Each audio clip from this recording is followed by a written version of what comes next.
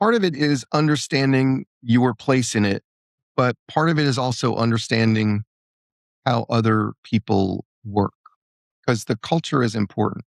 And when I say that it might not be based on best practices, the truth of the matter is that 99%, if not more, of bad leadership decisions or bad leadership traits are actually based in fear.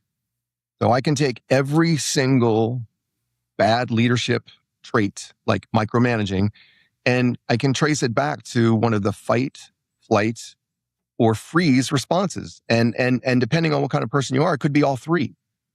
Every single one, you can bring it back. And so if you haven't even understood kind of like there's this fear that operates in the background, it's like the Matrix, right? Once you understand it, you can see it and then you can never unsee it. But in the meantime, it's constantly operating in the background.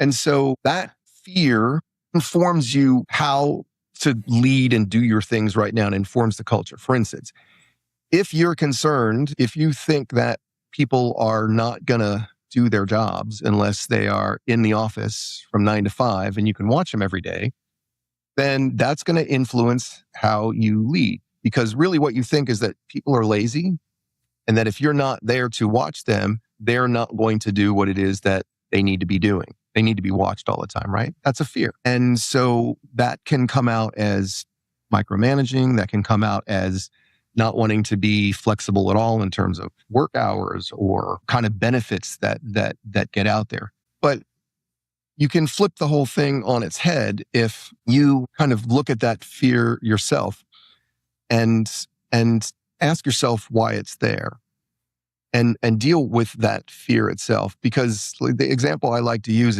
is all those teenage kids that play games all day long and their parents get angry with them and talk about how lazy they are. But how long do they play that game? If you don't grab them for a meal, they'll play for 8, 12, 15 hours. That's not laziness. That's somebody who's really committed to doing something. The problem is that they're not doing what it is that you want them to do, right? And nowadays, gaming is actually a profession. There are people that get paid millions of dollars to be professional gamers.